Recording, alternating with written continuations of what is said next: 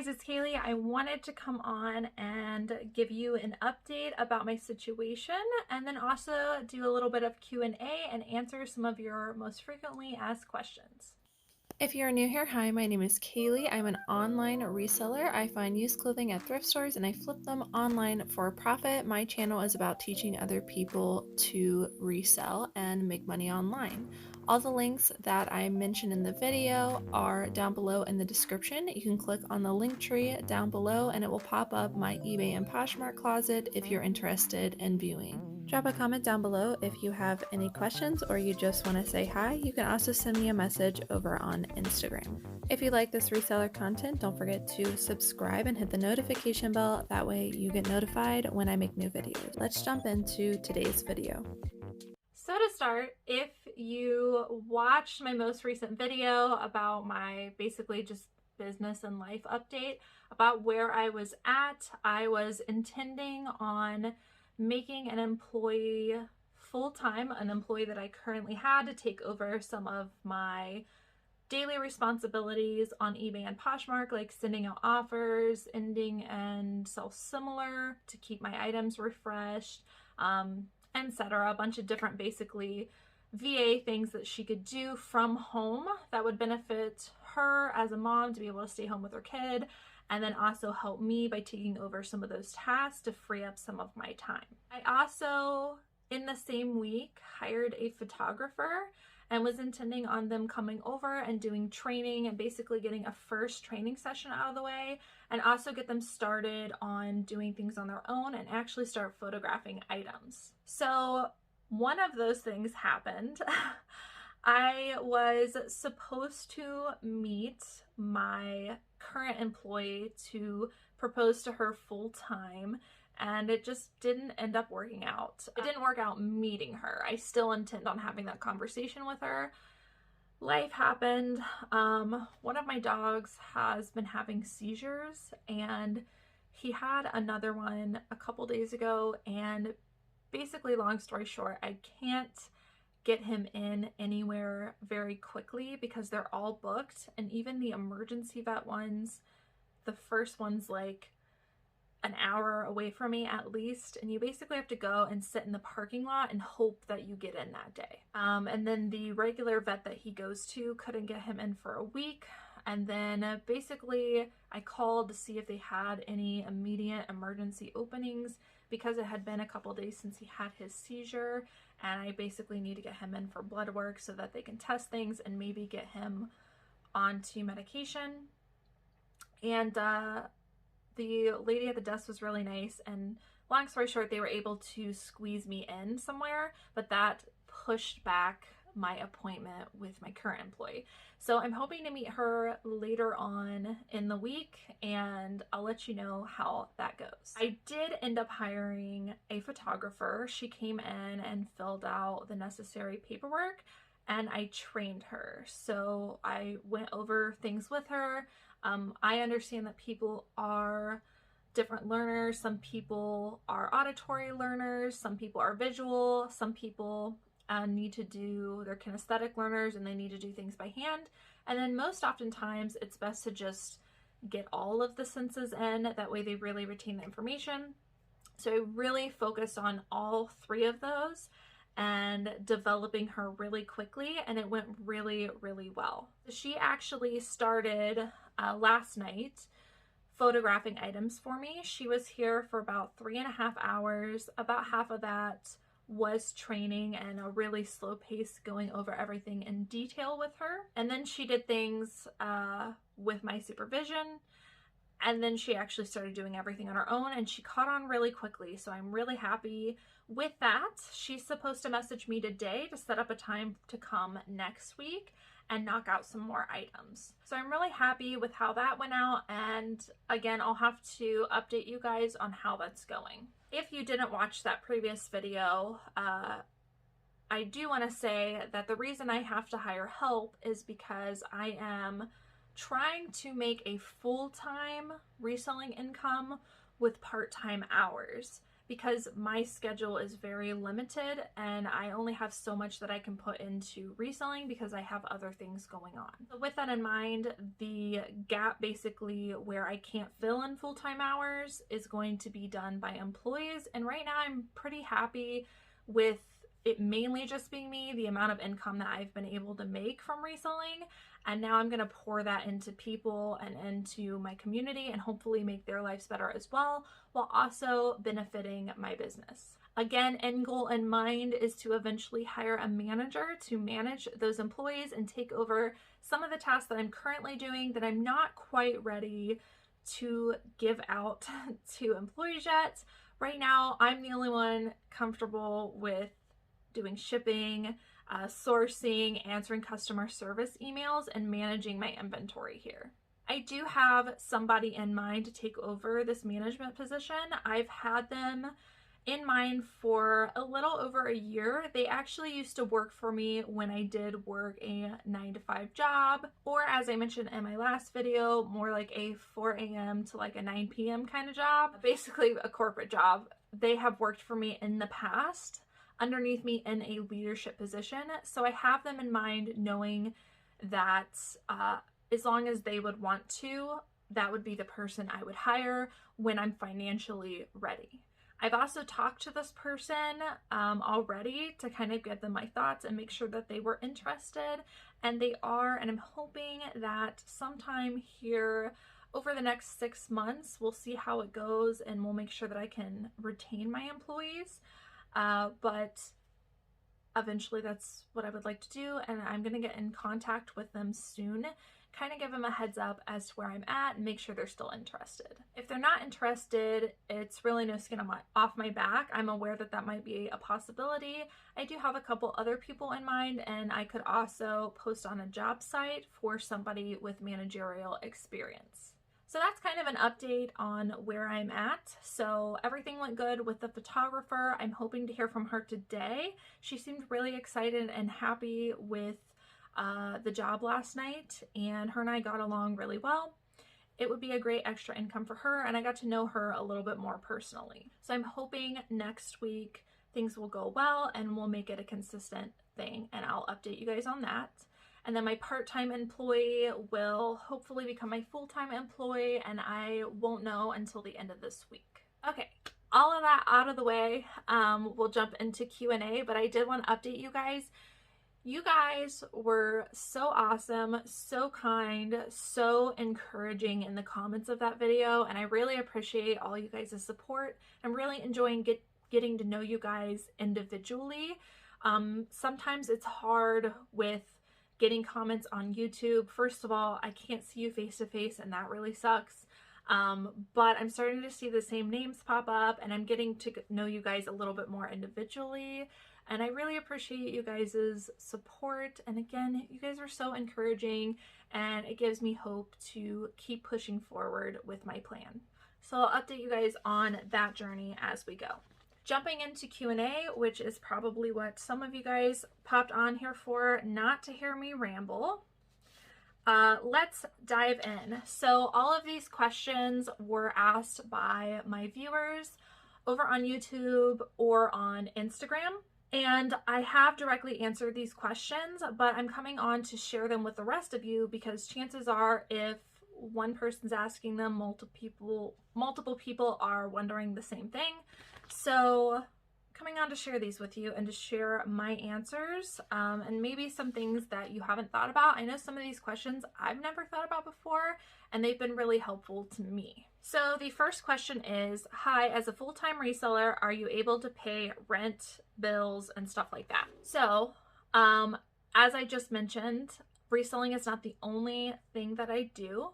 I also run part of a family business. I am their customer service manager, but I work from home remotely, and that takes up about 20 hours of my week. It is nice that I can work from home and kind of just adjust as needed to do reselling or whatever else I have to do, but it does take up some of my time, and I do make an income from that. And then secondly, I do reselling. I sell on eBay, Poshmark, Mercari, Grailed, Depop, Etsy, I think that's it right now. I might be missing some, but it's mainly eBay and Poshmark. And just wanted to give you full transparency is why I'm answering this with so much detail. But I don't want you guys to think that I'm doing reselling alone. And I think that that really impacts how I act during reselling. So to answer this question, if I was only doing reselling, if I cut out the rest of my income, yes, I would still be able to pay my bills. My reselling income alone would allow me to live. But again, full transparency, I think it's really important to answer these questions in details because I don't want somebody to come on, a new reseller, and think they can just quit their job and jump into reselling and be able to pay their bills. There are a lot of factors that go into this. Longevity being a big part of that. You really have to build a history on eBay to make a good income there. And I've been doing this full-time, seriously, for a couple years now. So I've got some longevity built into my reselling business, which builds rapport with buyers and also with the platform. So if I were just jumping onto eBay, it would be pretty hard, even if I listed the 2,000 items that I have now. If I, let's say, somehow was able to list those all in 1 week or something, I wouldn't be having daily consistent sales probably, because first of all, eBay would not let me list those amount of items all at once, but also I wouldn't have longevity and rapport with the platform to be able to gain sales. So longevity is a big factor when it comes to making a full-time income reselling. Secondly, everybody's business model is different. So, you know, I'm trying to focus on selling high sell-through rate items, meaning things that are going to flip quickly. I also grab home runs if I can find them. So I've kind of got a blend of business model, but you know, if you're someone who has a different business model than mine, you're going to get different results. Also, I think the fact, again, just full transparency, being as honest as possible. These are things I wish somebody would have told me when I was asking these questions to the resellers I was watching in the beginning. Full transparency. The fact that I do have another job, another source of income, plus my husband also makes a pretty good income, allows me to be more risky in my business and grow faster. So my risk tolerance in reselling is very high, and I think risk tolerance has a lot to do with whether you go quickly or you grow slowly. If you're somebody who only has reselling as a source of income, chances are you are not going to be making very many risks. You're going to be very careful about what you pick up, and you might not learn certain brands or, you know, come into a high profit item because you're afraid to spend the money on it. Does that make sense? My risk tolerance is higher because I have something to fall back on. And I think that that makes a big difference on being able to pay my rent and bills. And I think it's allowed me to grow faster and be able to, in a short period of time, pay my bills and things like that. It's also the reason I feel pretty comfortable hiring employees at this point in my reselling business, is because, again, my risk tolerance is higher. I have something to fall back on. I'm not worried about not being able to pay them 1 week, A, because that's how I've structured it. They know that some weeks I'll have more or less. And then B, I have a little bit of a nest egg that I've built up from all of my sources of income. So that is a very long, lengthy answer. But again, when I first started reselling, these weren't things that I was hearing from the people that I was learning from. And I wish that I would have learned that a lot sooner. So think about all of those factors when you are looking at channels like mine or any channel, and really take that into consideration. There's a fly in here. If you hear him buzzing around, I'm pretty sure he went across the screen earlier. Just ignore it. So I'm not sure if that person was asking. I don't think I ever got a response, but I'm not sure if that person was asking because they were considering going full-time or if they were struggling or what. But I have been asked this multiple times, and I wanted to be very clear and transparent, because I don't want anyone jumping ship on their job without knowing all the details. And maybe that'll be a separate video going more in depth about how to quit your full-time job to do reselling full-time / part-time. Okay, next question. Thank you for the video. Great sales. Have a question. How do you mark the prices across platforms? eBay, Posh, and Mercari, same or different things? So I price my items a little bit higher on every other platform except for eBay. So I start every item on eBay and I price accordingly with the market, basically. I don't do a lot of best offer. I only put best offer on if it's something that I'm not sure about or if I'm trying to move an old item. But usually on eBay, I am sticking with a fixed price with no best offer. So I start everything on eBay and I do most of my comps on eBay. eBay is a great platform compared to all of the other platforms because it has the most history on used items. So even if I were selling just on Poshmark, if I knew about eBay's SEO, I would probably still use eBay to do comps to put over onto Poshmark and then additionally look up Posh comps. So I price everything from eBay comps and I start everything on eBay.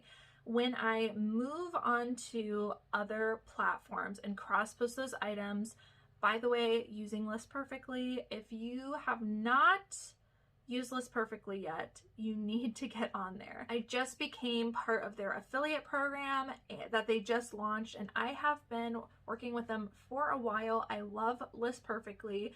If you want to increase your income and move items onto other platforms, it's really the only way to make more sales without having to source more items. I do have an affiliate code. If you click on my link tree down in the description, there is a code for List Perfectly to get a % off your first order. Okay, back to the question. I just had to throw that out there because I love that cross-listing tool so much and I don't know how I ever went without it. So when I'm cross-posting using List Perfectly onto these other platforms, List Perfectly with the plan I have moves my pricing over for me. So it'll automatically put whatever I have the item price for on eBay onto the other platforms and then I'll have to change it if I want to change it. So eBay is really the only platform that I can have a fixed price on besides Depop. Depop doesn't really have offers, you just kind of have to edit your price. But all the other platforms, Poshmark, Mercari, Ground, all that stuff, they all have built-in, there's that fly again, they all have built-in offers. So you really can't choose whether you're getting offers or not. So specifically talking about Poshmark, because there's really nothing you can do. Even if you say you don't accept offers, they're still going to send you offers because that's the nature of the platform. Because of that, I have to price my items higher or else I'm always going to get an offer for less than what I have the item listed for. So usually I add $5 or $10 depending on how expensive the item is. Usually lower price ones I'll add $5. Usually like 40 and up I'll add $10, but that just gives me a little bit of wiggle room on all the platforms that require offers. If you do not add that to your price, you are doing yourself a disservice because buyers on these platforms are so used to sending offers that they almost never buy things outright. So if you are cross-posting, I highly suggest that you add $5 to $10 built into your price on these other platforms to account for offers. Okay, last question, because this video is getting kind of long. Do you have a dedicated video on your bookkeeping? I do not. I have said in the past that I would make a video about my accounting process and possibly taxes. I'm very leery on the taxes, but I am somewhat okay showing you a little bit of my recording and bookkeeping process and showing you kind of where I get those numbers because I think that would be helpful, but I don't want to be your CPA. Also, eBay, which is the main platform that I sell on, just started switching everybody over to managed payments, and I don't think everybody is on managed payments yet. I think by the end of the year, everyone is supposed to be on managed payments. I was one of the people that started managed payments like the first week they allowed it, so I've been on it for a while. But depending on whether you're on managed payments or you're on the old eBay bookkeeping system, you're going to have different fees. So that's kind of why I'm holding off on making that video, because bookkeeping's probably going to look a little different for each of us until that whole process is done and everyone is moved over to managed payments. And last question, can you talk about hiring a helper? You mentioned someone helping you last. I assume they meant video. Do you have a friend, or is this a virtual?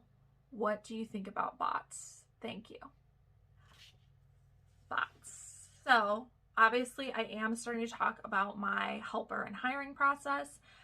Everyone that I have hired has been a friend or a friend of a friend. Not somebody that I've been super close with, but someone I've been acquainted with or has been referred to me by other people. I do plan on doing a dedicated video about how to hire somebody a long time from now, but I am starting to talk a little bit with you about that process so you can follow along with my journey for that. But I do recommend trying to find somebody you know a little bit, especially if they're coming into your home. I wouldn't hire your best friend, because if things don't work out, it's really hard to work with that person and discipline them. That's been my experience in the past. So friend of a friend or a referral from a friend is always best, in my opinion, because you're bringing somebody into your home. And if somebody is referring their friend, chances are they're referring them because they're known for being a good worker. In response to the bots, okay, let me give you my evolution on my thoughts on bots. So when I first heard about bots, I thought that bots were like, I don't know, like a slimy, grimy, end of the internet kind of downloadable extension that you would put on. And I kind of thought, like, if I downloaded a bot, I'd get a virus. When I first heard of bots, that's kind of what I thought of. I think bots used to be that way for not only reselling, but other different bots. So I was really leery about them when I first heard about them. Moving on, I knew that they were against Poshmark's terms of service. If you guys are wondering what a bot is basically something you download and the computer shares your items for you. They are against Poshmark's terms of service. Your account can get shut down if you're found using them. So I thought they were slimy and grimy, and then I learned that a lot of people use bots. In particular, I'm not going to say who, but I was watching on one of the resellers channels that I used to watch often. They were having kind of a chit chat with some other resellers, and long story short, it came about within their conversation on that video that they all use bots.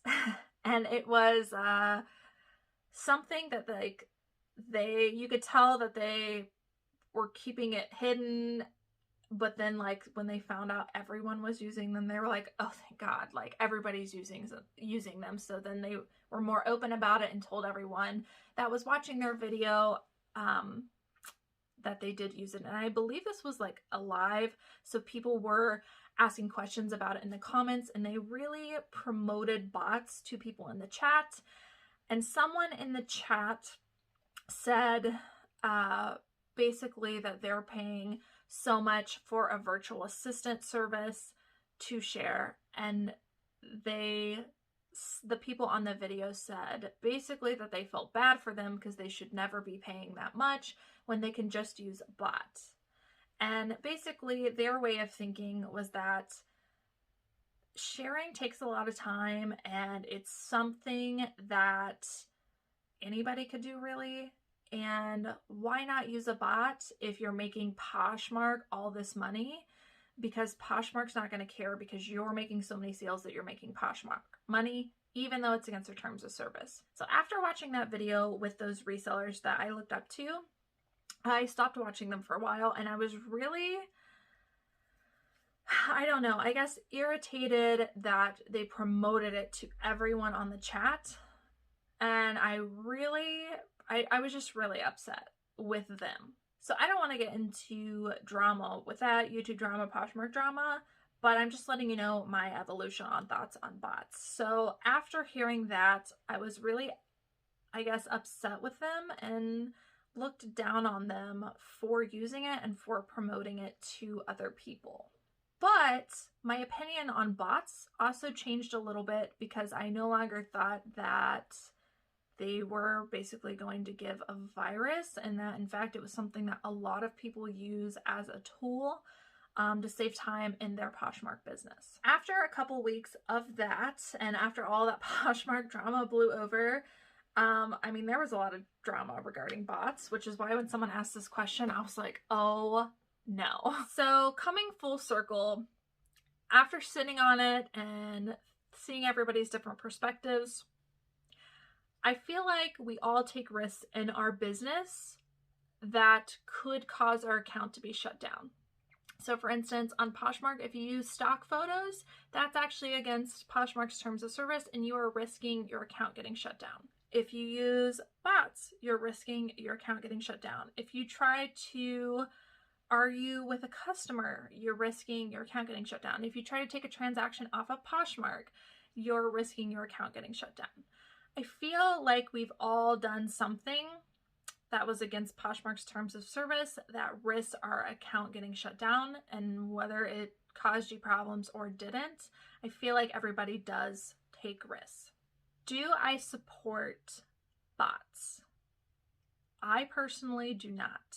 I personally choose not to risk my Poshmark closet getting shut down because of bots. I feel like some of the other things you might do might get your listing flagged, or, you know, the comment section of your listing flagged, but I feel like bots is really asking to get your entire account shut down or suspended, and that is not something that I'm willing to risk because I don't want that additional income to go away. I no longer look down on anyone for using bots, because again, I came kind of full circle and realized that we all do stuff in our business that is a risk to our business. And I think it's up to each individual person to make the decision in their business how much they want to risk, and it's up to Poshmark or whatever platform to enforce those rules. I have been asked recently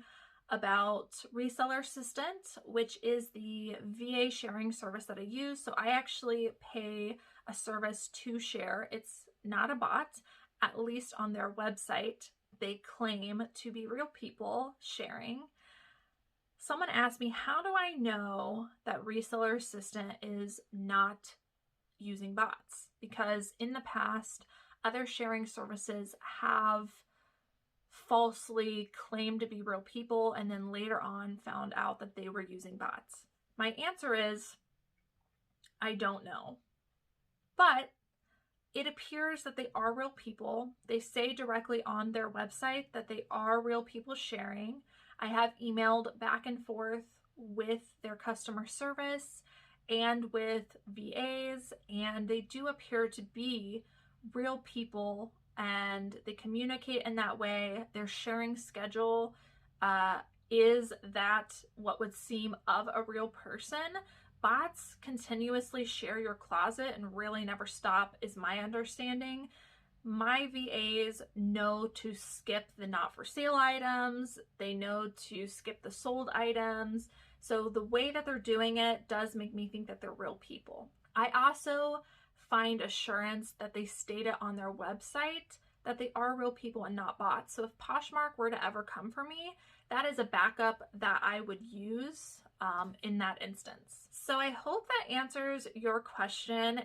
Any kind of risk in your business is really up to you and up to Poshmark to enforce those rules. Do I suggest you use bots? I do not.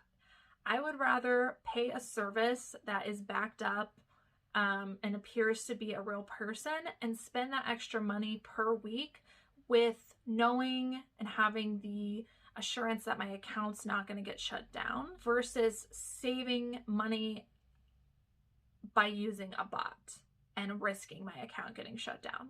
That's also just mentally not something I would want looming over my head and worrying about. And I feel like worrying about whether my account was going to get shut down would also impact other aspects of my business. I feel like I'm going to get some hate for addressing this.